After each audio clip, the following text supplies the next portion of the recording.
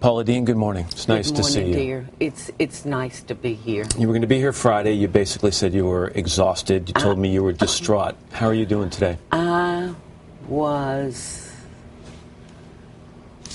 It's hard for me to even find the word, Matt, that I was feeling. I was just overwhelmed. I was in a state of shock. Still? Somewhat, yes, because there's been some very, very hurtful lies said about me. I want to get to specifics in a second, Paula. The difference between Friday and now is really on the business side of things. Yes. Food Network, let me just say, Food Network says no more. Smithfield Foods said they're severing ties with you. QVC, a big partner of yours, is weighing their options. Do you think you've been treated fairly by your business partners? Let me say this, before we even get into that. The main reason I am here today, Matt, is it's important to me that I tell you and everyone out there what I believe and how I live my life. I believe that every creature on this earth, every one of God's creatures was created equal. No matter who you choose to go to bed at night with, no matter what church you go to pray, I believe that everyone should be treated equal. And that's the way I was raised, and that's the way I live my life. One of the headlines I read, Paula, said that said millions of dollars at stake for Paula Deen in today's show interview. So are you here to express what you just said, or are you here to stop the financial bleeding? I am here today because I want people to know who I am, and people that have worked beside me, have walked beside me, know what kind of person I am. And I'm so distressed that people I've never heard of are all of a sudden experts on who I am.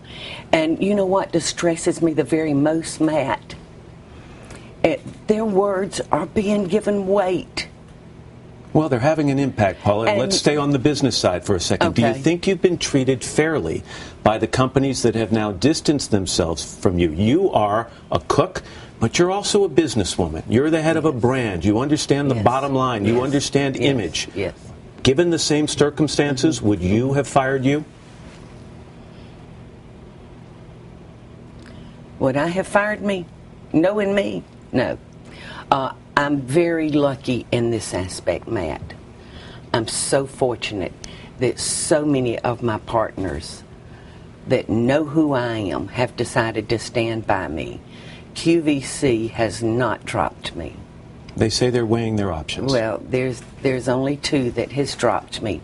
And I am so very thankful for the partners that I have that believe in me. Right now, as we sit here, it seems to me an informal jury of your peers and your fans and your critics and your business associates are weighing the question, is Paula Deen a racist? So I'll ask it to you bluntly. Are you a racist? No. No, I'm not. By birth, by choice, by osmosis, you don't feel you have racist tendencies? No. As a child, I was raised in a home that my father tolerated bad grades. He would tolerate maybe me breaking a curfew. But he told me, he said, girl, if I ever find out that you have behaved in a way where you think you're better than others or have been unkind, your butt is going to be mine. All right, but you raised your right hand. Yes, I did. And you swore under oath that you have used a word that is the most offensive word you can use to describe an African American. And you've talked about this wedding you wanted to plan, that plantation-style wedding, whether you use the N-word or not. So how does someone use the N-word, whether in anger or in a joke or in private, the most offensive word to African Americans, and not be considered a racist? Yes. The day I used that word, it was a world ago. It was 30 years ago. I had had a gun put to my head, a shaking gun. because the man that had the gun to my head, unbeknown to me, was my customer at the main office. But didn't you also And admit, Paul, that you used the word on other occasions? No. So you have, other than that one time in the bank, a robbery attempt, you're telling me you have never used the I N-word. have never. I never. They asked me in all of my 66 years on earth, had I ever used it. That man was so frightened that day he put the gun to my head because he was a customer at the main office. He was later caught. And I had gone out on a limb for him and gotten him alone, and he was frightened that I was going to recognize him. So reports that you were asked in that deposition whether you had used the N-word on other occasions and said probably or of course are inaccurate? No. I answered the question truthfully. So you have never used the N-word other than that one occasion? No, it's just not a part of who we are. Let me ask you about this part of the deposition. You were asked whether using the N-word in telling a joke was hurtful, and you said, quote, "I don't know, most jokes are about Jewish people, rednecks, black folks. I didn't make up the jokes. They usually target, though, a group. I can't myself determine what offends another person." That last sentence gets me. I can't determine what offends another person. Do you have any doubt in your mind that African Americans are offended by the N-word?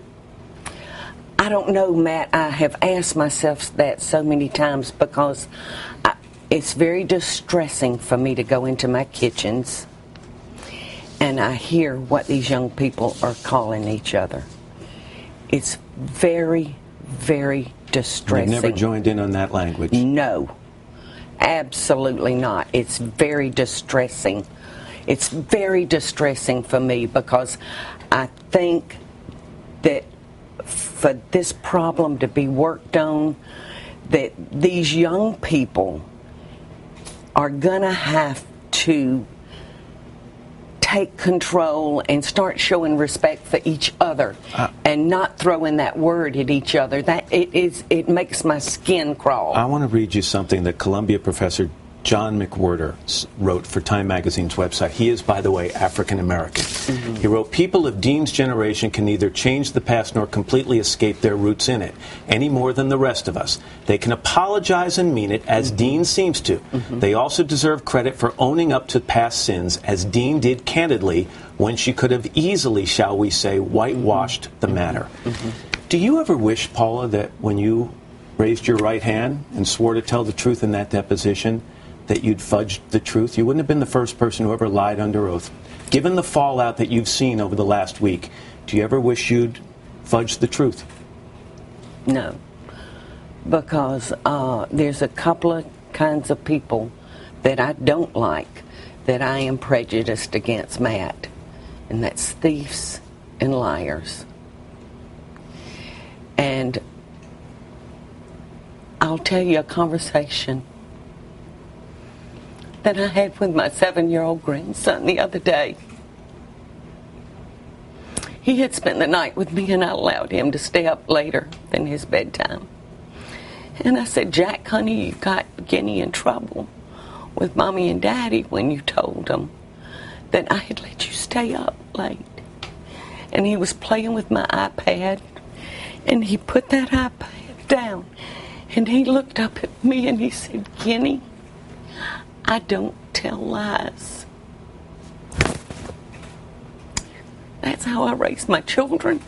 That's how I was raised. And that's how my grandchildren are being raised. And I know, as well as I'm sitting here with you, I know how I treat people. I know my love for people. And I'm not going to sit here and tell everything that I have done for people of color. I'm not going to do it. Somebody else can tell that. There are a lot of people who've shown up at your restaurant in Savannah to support you. The lines have grown. They've gone to Twitter. They've shown their support for you there. Some have called for a boycott of the Food Network for the way they have dealt with you. I don't want that. Is your salvation in that core group of fans? Can you rely on your base and focus, to use a political term, on that base and survive this?